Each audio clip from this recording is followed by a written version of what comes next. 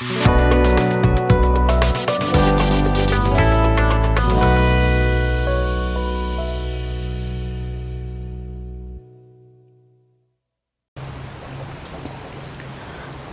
karibu tena MathGenius, na tunaendelea na swali jingine la exponent.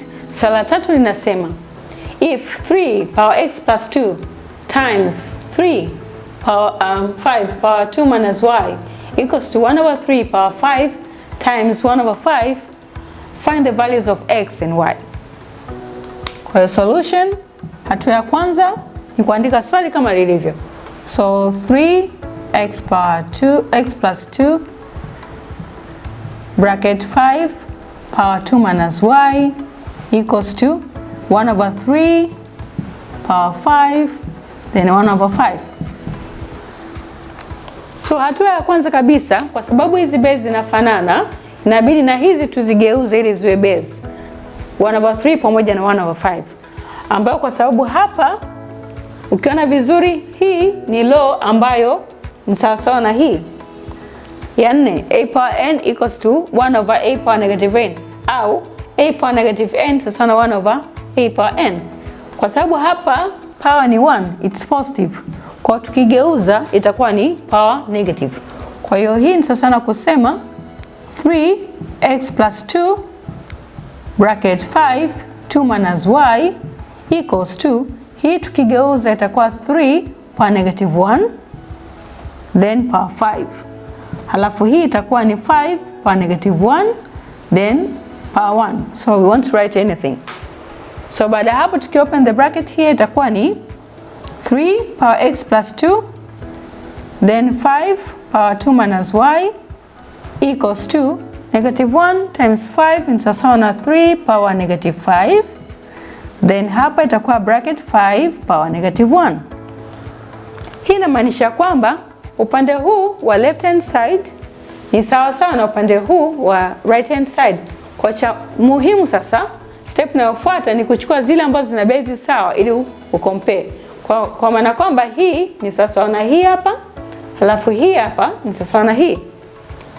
Tukichukua hii 3x plus 2 ni sawa na 3 power negative 5, lakini pia yenye base 5 power 2 minus y ni sawa na 5 power negative 1. Kwa sababu base zinafanana, inamaanisha kwamba hata power zao zinafanana.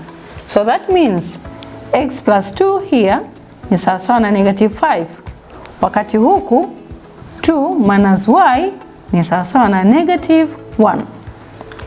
Baada hapo ni kusolve tu maswali kutafuta x na y.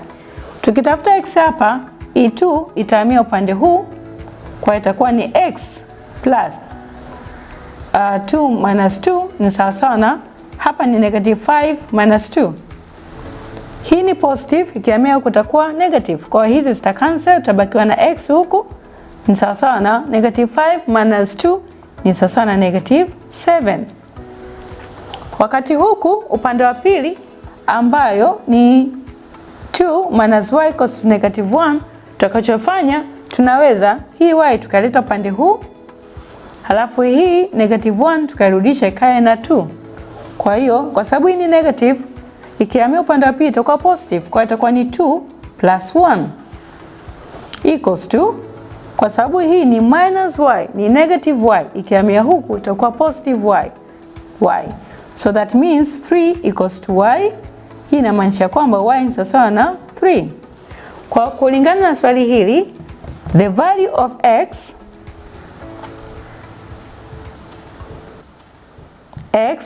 is negative 7 and y is 3. Tuendelee tena kuangalia maswali mengine ya exponents. Karibu sana MathGenius.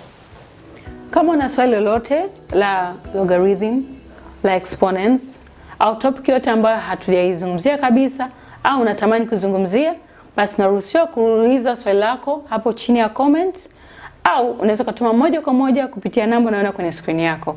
Asante sana kwa nasi MathGenius, na endelea kutufuatilia MathGenius.